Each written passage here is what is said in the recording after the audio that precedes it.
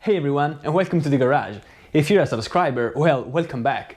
If you're new around here, consider subscribing and hitting that bell button to not miss any future videos. Today, we're gonna weigh my bike with this very basic bathroom scale.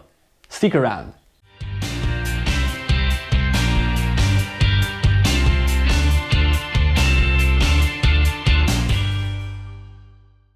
During these lockdown days for the coronavirus, I end up spending time in the garage, and a lot of times I need to move my bike around for some maintenance task, or just to get it out of the way. After 4 months away from it, it's a reminder of how actually heavy the Africa Twin is, at least for me. So I started thinking about doing whatever I can to shed some weight from it. I remembered an MC Garage video featuring Ari Henning about this topic in the past. I'll put the link up top for you. I watched it again to get some inspiration, but before getting into buying and replacing parts, I thought it would be nice to know the total weight of the Africa Twin, of my Africa Twin, as it is today, with my mods and all. Why? Well, I just want to see if I can achieve this result spending absolutely zero money. But before getting into it, let's do some super quick homework. I have a small list of everything relevant that over time I ended up throwing onto my bike. I hope I didn't forget anything. It doesn't take a scientist to understand that the thick metal crush guards are the worst offenders when it comes to weight, but let me walk you through it step by step.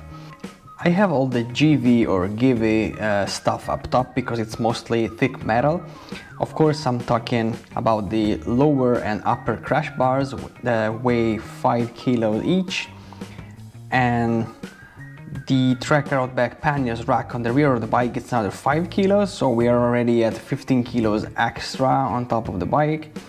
I have almost another kilo for the top box metal plate on the rear of the bike. Almost another 2 kilos for the sub rack to mount the toolbox, which is plastic but has a metal frame. Another 1.4 kilos for the toolbox content, which is mostly wrenches, sockets, pliers, and blah blah blah. And the eastbound tool set for the tire, which for the record is only 800 grams itself. Like the compressor, which is another 800 grams that I have under my seat all the time. I have another kilo here between the, I don't know, like the dash reinforcement bracket, front fender risers bracket, the Garmin mount, handlebar risers. It's just basic stuff. I would say 1 kilo give or take for everything. I'm excluding the petrol from the count because I have a full tank. I've checked it, and I will make sure that in the future, if I need to take again those measurements, I will always have a full tank in the bike. So basically, as you can see here, we are totaling, let's say 20 kilos, and adding that 20 to the official curb weight for the bike, which is 228 kilos. Basically, we have 248 point something. Let's round it up, 250 kilos, which is a lot. And let's get back to the garage for the experiment. So first thing first, this bathroom scale is rated for 160 kilos, so I'm not concerned about being able to weigh half of the bike at the time. And also I chose to protect the tempered glass surface with some piece of cardboard strapped on it to avoid any scratches. So now, a brief overview of the test methodology. The bike's off the center stand, and that's where I want it, because I'm going to weigh one wheel at a time. A wooden board of roughly the same thickness of the scale is supposed to help with accuracy, at least from what I read on the magic word of the internet. I'm not really sure about that because there are a lot of variables that can throw off the results anyway, and after all, this is only a bathroom scale. It doesn't respond the same way across the board because it's supposed to have the weight well dead in the center. Because, you know, people, to maximize my chances of success, I made some chalk lines here on the floor to mark where the scale is going to be in every instance of the test, and also a reference here for where to stop the kickstand in the same spot every time. Yes, because I'm going to repeat the weigh-in 3 times per wheel, marking the measurement and then making an average. The caveat is that I must be quick in balancing the bike with my fingers, because the digital meter on this scale is going to freeze the reading on the display really quick, and after that, no matter how much I move the bike, it wouldn't reset until it comes off for the next attempt. See, at some point it's gonna be stuck. Yeah, and even if I move, the reading is gonna be the same. This is the best that I could come up with, and I don't know if it's gonna work or not, but let's give it a shot. Let's weigh the front wheel first. That's it.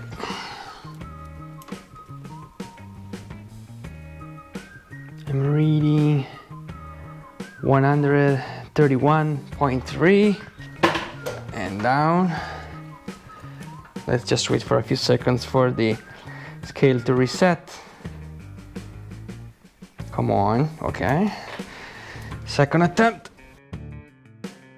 And we are still reading 131.737, let's say 7. Okay, let's get down. Another few seconds for the scale to reset. Okay, and let's now go for the third attempt. There you go.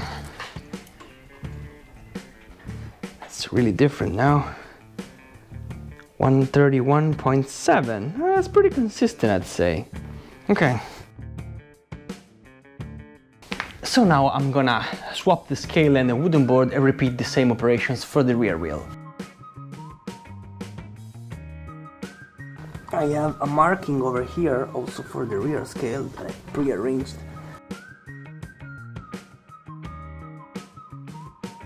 And then let's now repeat the operation for the rear wheel. Off we go. So we have 140. Well, of course, it's to be expected that the rear is heavier than the front side. A few seconds for the scale to reset. Okay, ready for the second shot. There you go. That in the center. And now we have 138.9 and down for the second time. Another few seconds for the third attempt. And let's go for the last one. There you go, stop in the center. And we have a reading of 139.6. So pretty consistent overall. And we can get down for some calculations. The reason for which I wanted to have 3 different measurements is that I was afraid of not being consistent across the test.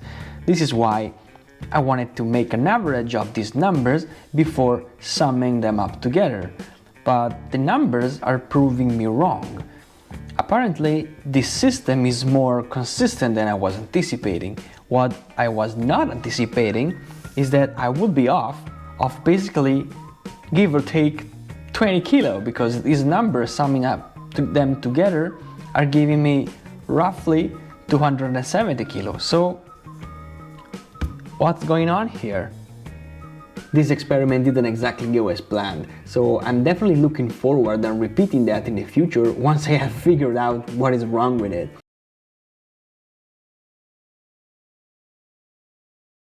I'm excluding the petrol.